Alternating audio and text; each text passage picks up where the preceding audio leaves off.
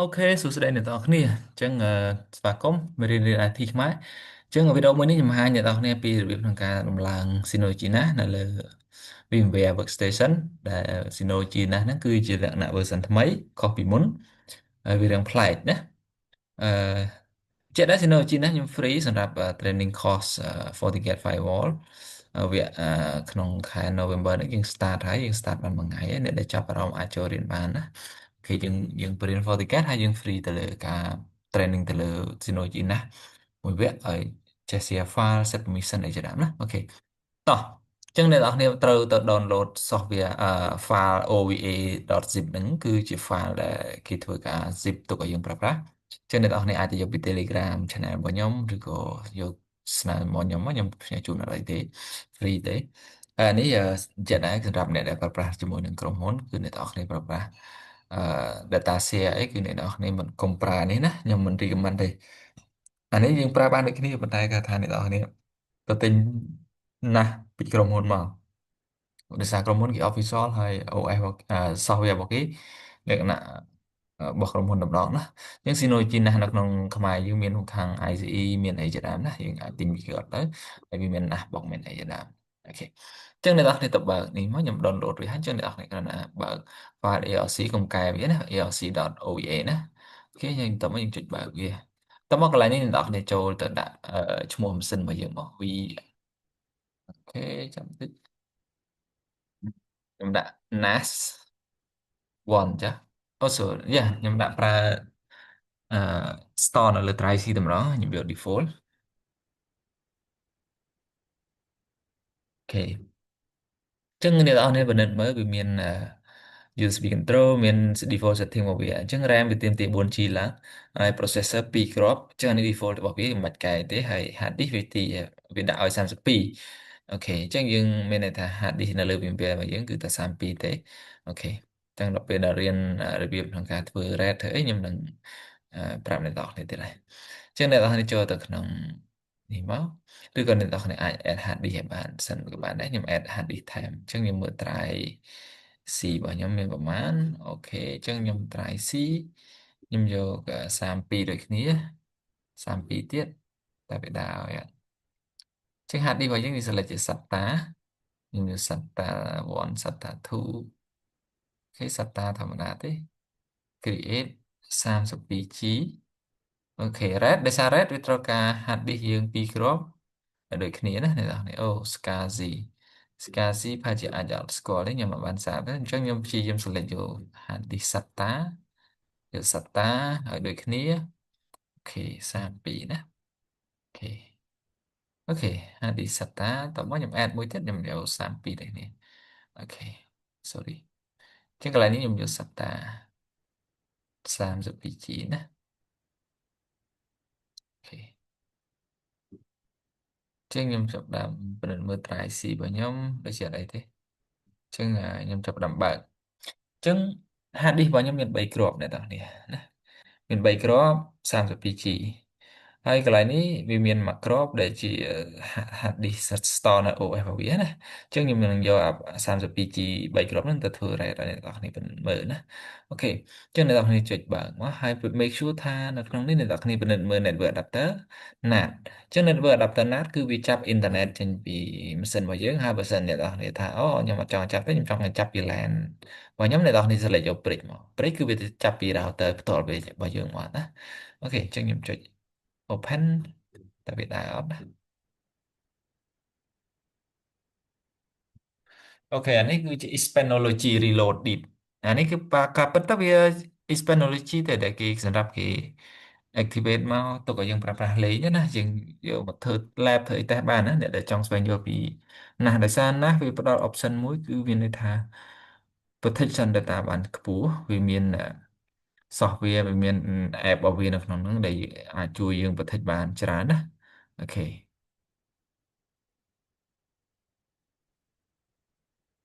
អូខេចាំវាបន្តិចទៅចឹងខ្ញុំសូមធ្វើការពុះបន្តិចខ្ញុំអត់កាត់ទេខ្ញុំពុះវាចោលសិនអូខេតោះអ្នកនរគ្នាពេលដែលវា load មកយកពាក្យថា choose model អ្នកនរគ្នា enter intern អ្នកនរគ្នាត្រូវវានឹងសួរយើងឲ្យ loading ទៅលើ model មួយដែលអ្នកនរគ្នាចង់ select អូខេយើងចាំវាអញ្ចឹងអ្នកនរគ្នាប្រើសញ្ញាព្រួញណា key របស់យើង keyboard ណាព្រួញចុះក្រោមណាអូខេអញ្ចឹងអ្នកនរគ្នាពិនិត្យមើលទៅលើ model មួយដែលអ្នកនរគ្នាខ្ញុំ recommend គឺ2821ចុច OK enter ហើយចុច enter មក OK មកគឺ7.3.0ណា option រឹងខ្ពស់ដែរហើយចុច yes អូខេ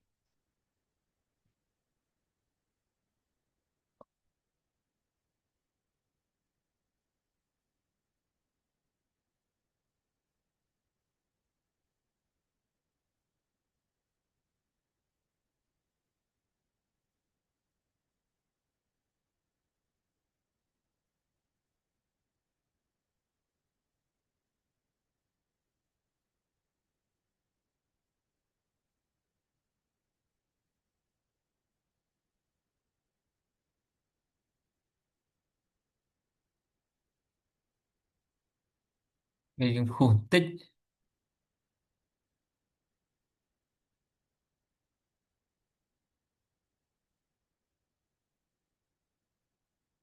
តែភ្លៀងធ្លាក់ចុះអញ្ចឹងណា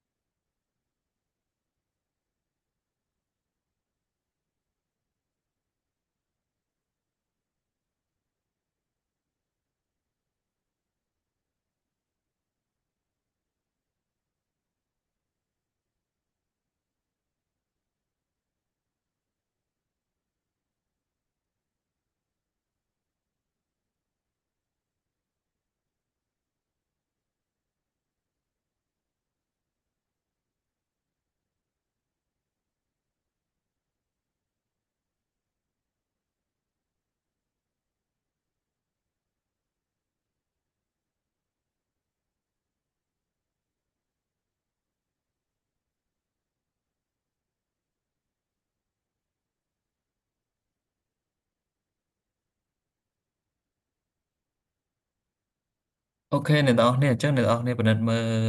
ឲ្យវា boot ALC loader ហ្នឹងឲ្យវា load ចេញបែបនេះណា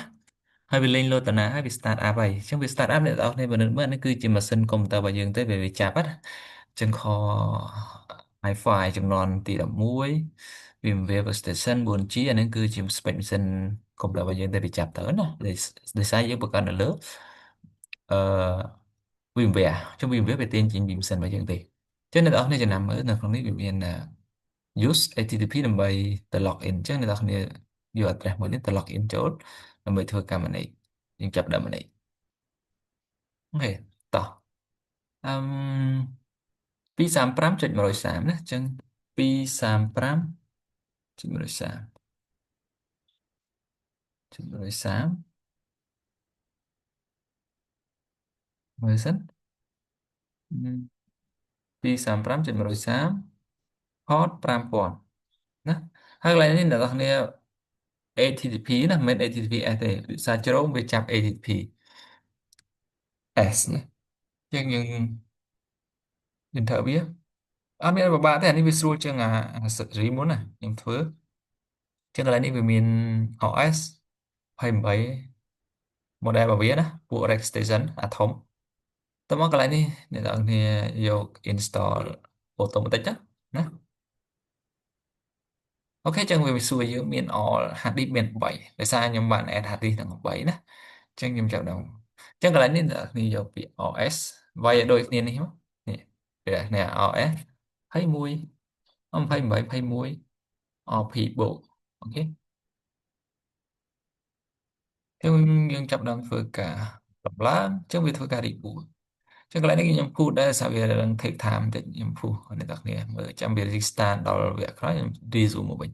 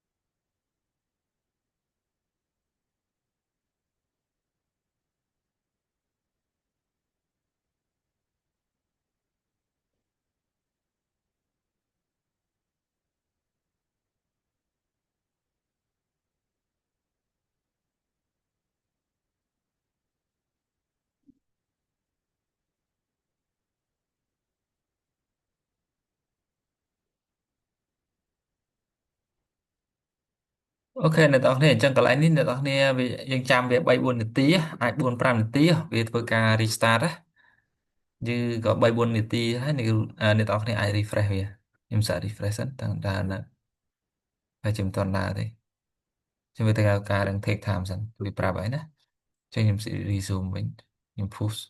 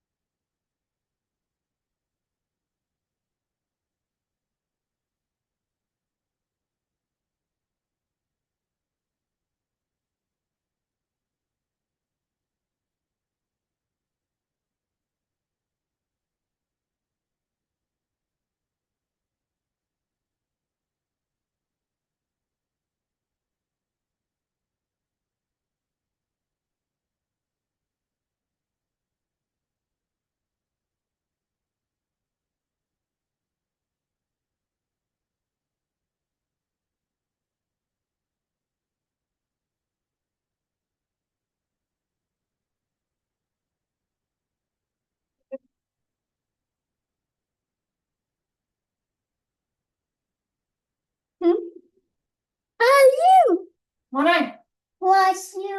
មកនេះ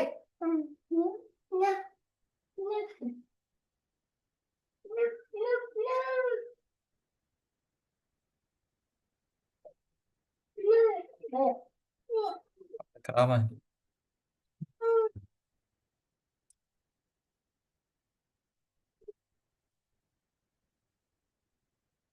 ទេ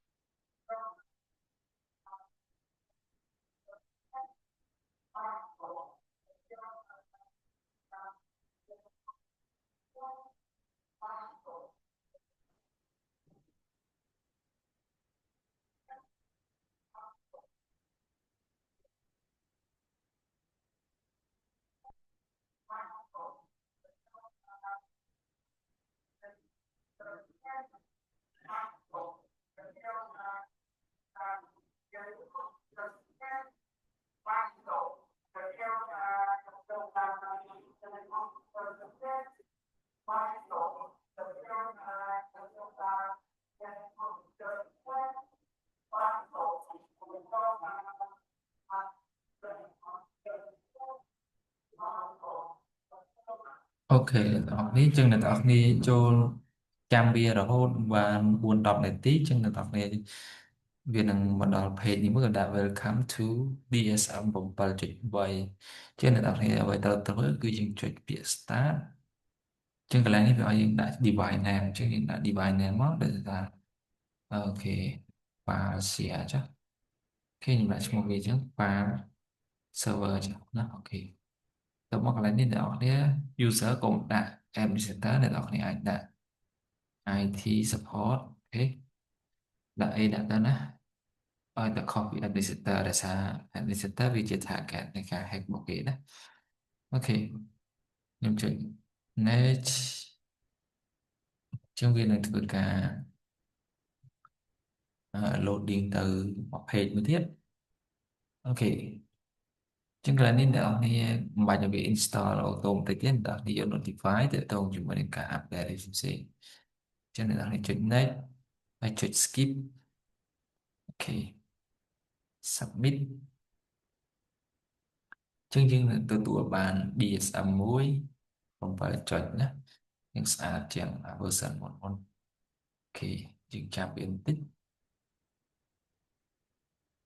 ចឹងកន្លែងនេះខ្ញុំនឹងបញ្យល់អ្នកនរគ្នាពីរបៀបក្នុងការអឺ apply ទៅលើ RAD ណាចឹងកន្លែងនេះវាសម្រាប់ version ក្រោយៗគឺវាឲ្យយើងលេងទៅ HTTPS ម្ដងចឹងអ្នកនរគ្នាចុចកន្លែង advanced ហើយចុច unset អូខេចឹងនេះគឺជាអឺ interface ថ្មីយក no sang